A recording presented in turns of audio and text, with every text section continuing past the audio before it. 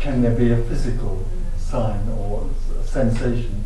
Then the answer is yes, there can apparently be a physical response in the awakening situation because of the dance between the two things. Actually, all of that is an unreality. It's not real. It's real and unreal, like everything else. So there's nothing here saying that that physical sensation is real and meaningful and significant, because it isn't. And this is the thing which is hard for the seeker it's not understandable. No, it isn't, and the seeker's always it gives a confusion. I had now this confusion all the time, because I've heard you say it's all an illusion and it's anyway unreal.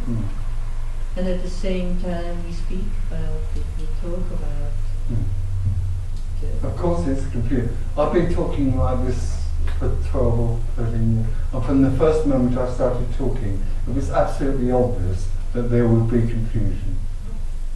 And it was also, what was wonderful about it was that there was nothing here that had any agenda about that. Obviously, in some way or other, there's a clarity coming out, but it doesn't have any intention to end confusion, because there'll always be confusion. There can only be confusion as far as the seeker is concerned. The seeker can only turn everything that's said back into something that's real, because that's where the seeker lives. Yeah, but I'm still glad that I hear the other message too. Also, the one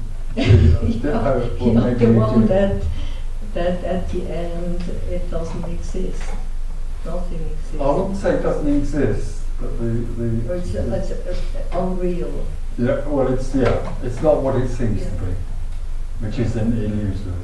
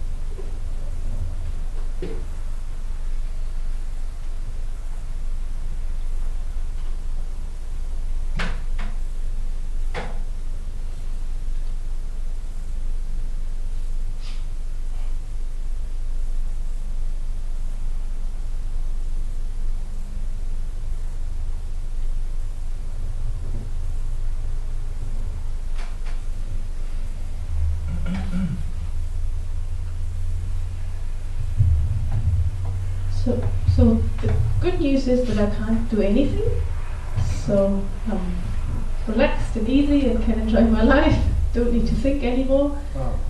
And the bad news is that I can't do anything. Well, the worst news than that is that there is no I. That's really bad. Yeah, so that's the soul coming again, waiting for the next spin. Yeah.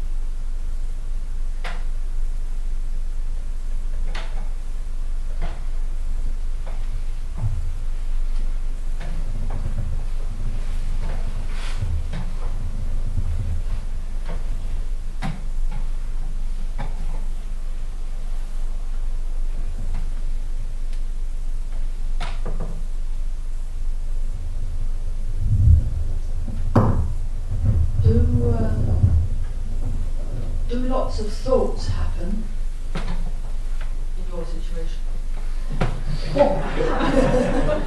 Thinking happens, not a lot. Because thinking arises out of no thing. And if it finds an individual or a me, then it speaks to the me and the me speaks back.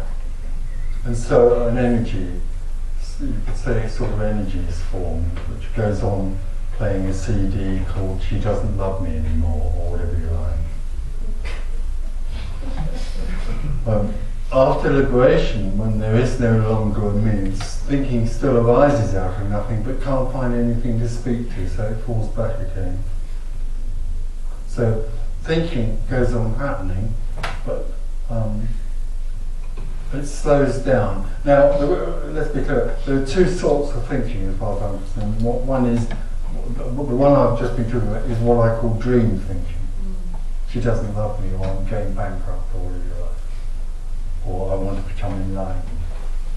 Not a good dream thought, or I am enlightened already, which is even better. And the other one is, to make risotto, I'm going to add onions to it, like it's the practical, ordinary, sort of, you could call it creative thinking. It's not a story. In those terms, it's not a story, it's a practical form of thinking. But dream thinking slows down. Doesn't mean it doesn't happen anymore, because don't forget, this is a very funny one, this one, and that is that after liberation there's only everything. And in everything, anything can happen. In everything. This is everything. Separation, contraction, dream thinking, anything can happen, but it's no longer happening in locality anymore. It just is what's happening. So the thought that you could say arises in this body, let's be simple about it, is no longer owned by anyone. It's just something that's happening, but it's something that's happening just like her yawning. Her yawning is no more or less significant. Well, it has no significance. It's what's happening, just like the thought that could arise in this brain is another thing that's happening. It's just what's happening. In free fall, it's happening in balance. Yeah?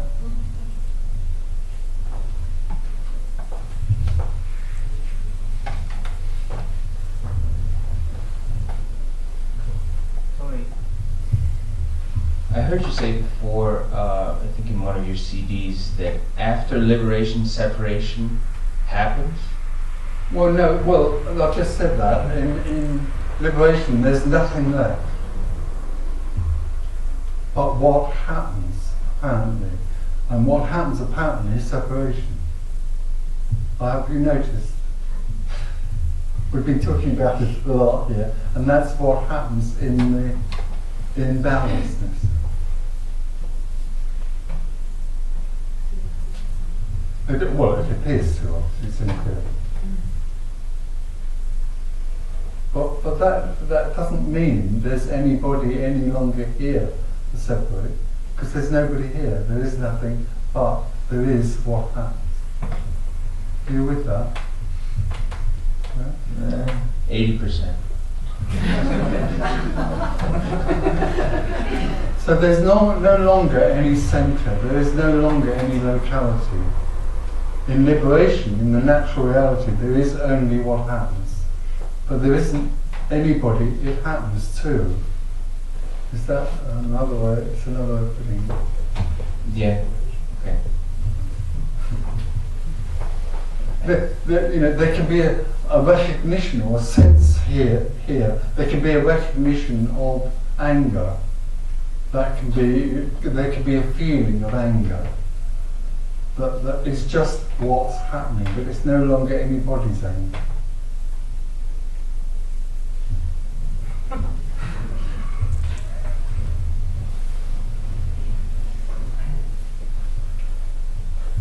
There's no longer an owner. Same thing for the separation. When separation happens, there's nobody there to own it. Yeah. There's nobody that owns it. The person that feels separate thinks that they they own the separation, but obviously it isn't owned. It's an illusion.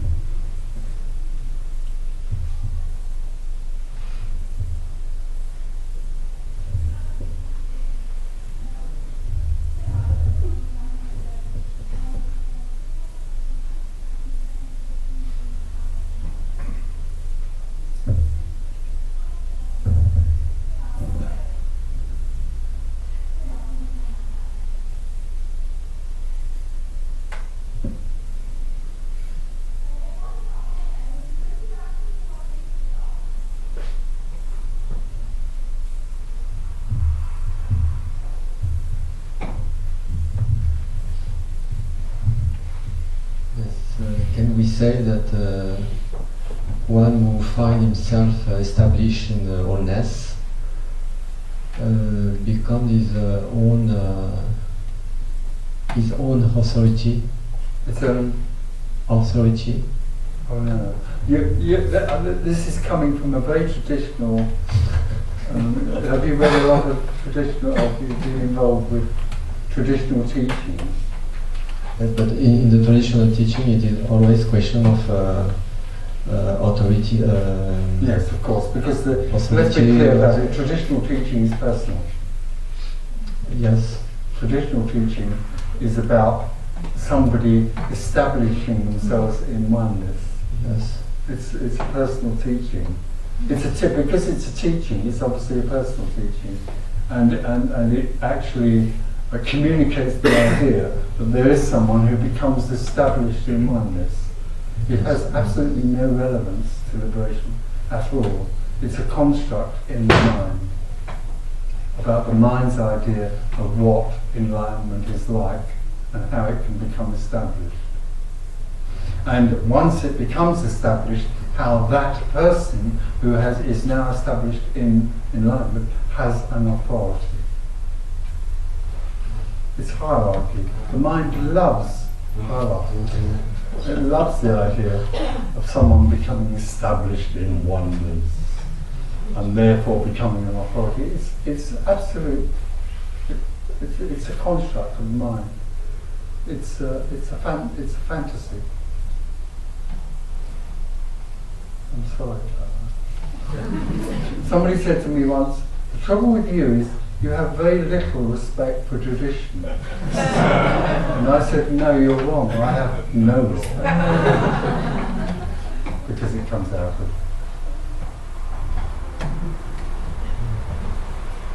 There's no authority, there's no hierarchy. This message is absolute pure anarchy. It's unquestioned anarchy, but not what we think of as anarchy, which usually the mind connects with violence. This is pure anarchy. There is no authority. All this is what is.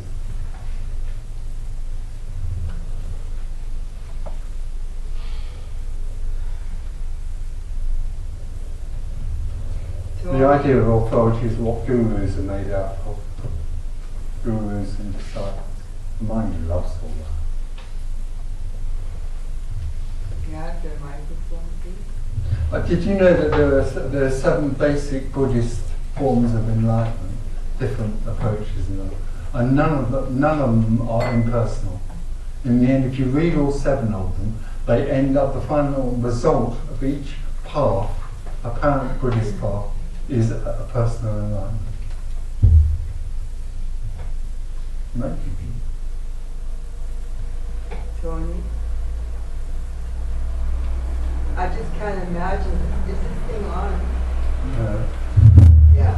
I can't imagine that all these centuries of all these sages and all these gurus, and I don't know, that they're all on the wrong track, and they always have been, and all their devotees are as well. I just can't imagine it. Yeah, but they sincerely are on the wrong track. I mean, they're sincerely confused, most of them. Because you're talking about a teaching or personal enlightenment. The mind immediately constructs the idea of personal enlightenment and a teaching which leads towards it. That always has to be the most powerful message there is. because it's speaking to a person.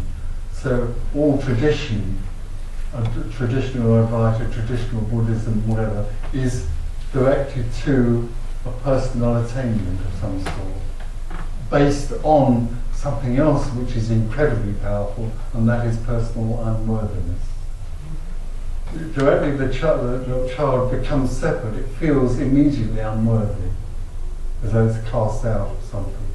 So it grows up with that built-in sense of unworthiness. And all teachings deal with unworthiness. They all say, you have to change, you have to be still or kill your ego. That's right, yeah, but it seems that there's a process going on, and that devotees of gurus, I'll just say it in this way, have also reached what they consider to be enlightenment. Yes, it's an inconstant state. A constant state. An inconstant state. Usually of detachment. So that would mean that you're about the only one. No, I'm not. I'm not the only one. There isn't anyone. No, I know. Well, and this has always been this communication has always been around, and it's been communicated elsewhere. Like so who had it? Anyone we know? Nobody has it. You see. No, but nobody. You never hear of anyone becoming liberated because no one ever does. You hear lots of stories in the traditional stories of becoming enlightened. You know, he went to the master and asked him, and the master said, and then he walked away, and then he came again, and he asked the master, and then he came again and asked the master, and then he became enlightened. Exactly. Well, bullshit! Okay. Yeah. It's just bullshit, it's a lovely story, it's a fairy story. Very attractive one.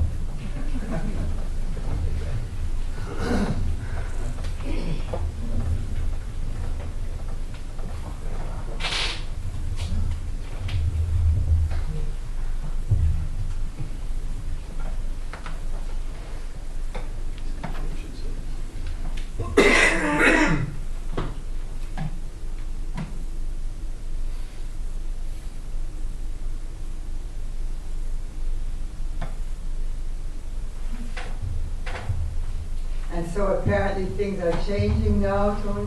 Sorry? Apparently things are changing now regarding... oh no, let's be clear, that message will go on and on. It's so, you know, if you look at all the teachers in the world, they're all teaching personal enlightenment. Even under the guise of being non-dual, most teachers that we know in the world today are teaching people how to become enlightened. They start off with lovely non-dual states, and then they tell people how to get there. Yeah, but you mentioned... so that has to be the overpowering message.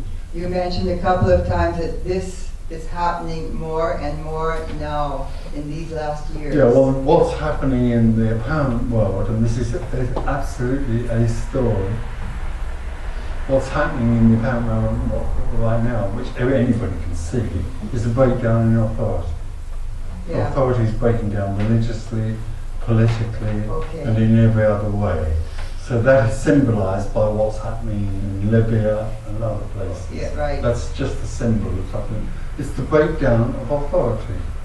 And so in the psyche of people, they begin to see that authority has no power at all. And what arises in its place is a sort of anarchy. That which is without leadership, but it has a violence with it. But also what's happening in the psyche of people in the apparent world, and this is a story, is that the whole sense of authority having any power is falling away. So this message, which has always been around, is now being heard by more apparent people, because they recognise that this is a message that has no authority. If the message... This wouldn't have happened 40 years ago. Yeah, you said that yesterday, I think. If the message has always been around, who had it? Nobody has it. It's nobody's message. It's nobody's message, and nobody gets it. But in some way or other, there's always been that readiness to hear something that's beyond the person or beyond personal enlightenment. Always, of course. So all the time, the seeker, even the seeker, is ready to hear something that's beyond their own seeking, and there's always been a response, obviously. It's just that it's happening more now because there's been a breakdown in the whole of society in terms of authority, the authority that you spoke of. Okay, thank you. Yeah, actually the top of the teaching is more like Advaita, non-dual, and this is kind of now the fashion, the top. Non-duality is now the fashion, yeah. There's lots of it. There are non-dual conferences you can go to. You can go to a conference on non-duality in which everybody tries to convince everybody else that 1 + 1 = 1. Did you get that? Yeah. You can have non-dual therapy. There are non-dual therapists around. Most of the teachers, let's call themselves non-dual, are actually just therapists. And they come in the guise of and use the language of non-duality, but then they work with you to reach somewhere called non-duality. So they take you and try to teach you or guide you how to find something called non-duality. Simply because in the end that's always going to be on top. That the message that you will get it will always be far more powerful and fascinating than this message, because the seeker loves in the circle, wants to get it. It's very powerful, very attractive, very fascinating. I'm going to become enlightened. This man told me I am. Tony, where else can you hear this message then? Sorry? Right now, where else can you hear this message? Well, you'll have to find out yourself. If you come across any sort of communication, which is a personal communication, it isn't non-duality. It's still in the circle. It's still offering you something. If it's offering you something, run as quickly as you can. But you won't be able to. Can we rely on people you wrote forwards? No.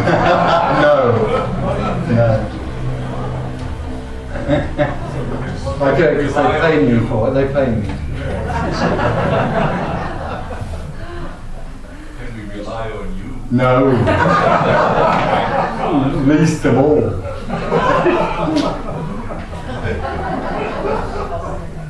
Hello? Just in response to the lady at the back who was asking where the teachings were before, yesterday you said that the Gospel of Thomas, that the teaching is in there. So well, it is, yes. There are places where this can, but you have, the seeker somehow will intuitively feel that. The only thing I would say is that in a way that you could say what I've just said, and that is that if it's a communication which is offering you something, then as far as this is concerned, that is not non-duality. Non-duality is totally, uncompromisingly and utterly impersonal. I just wanted to remind her that wasn't a question. Thank you. Just another question. Do you think a body, a physical system reacting to this energy could get used and stop suffering? Could used, that could get used to this. Oh yeah. And just relax. Yes, it does happen. And this But there aren't any guarantees. It might get worse. might get worse without leading to awakening. Absolutely. There's no question about awakening leading to liberation as a guarantee. There's nothing. There are many people that have an awakening experience and stay in it. And there are quite a few who stay in it and believe they've become enlightened and teach other people what happened before the awakening because they think that's relevant.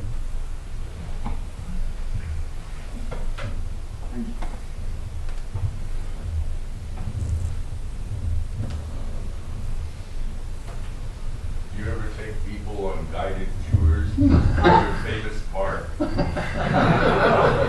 You don't have to be like it's on Norwood Grove in England. If you go there, there's still burn marks in the ground.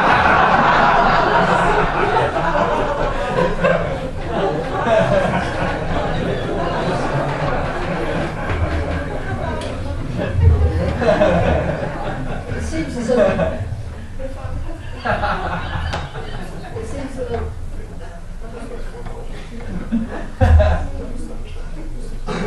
it seems we can laugh about burn marks in Norwood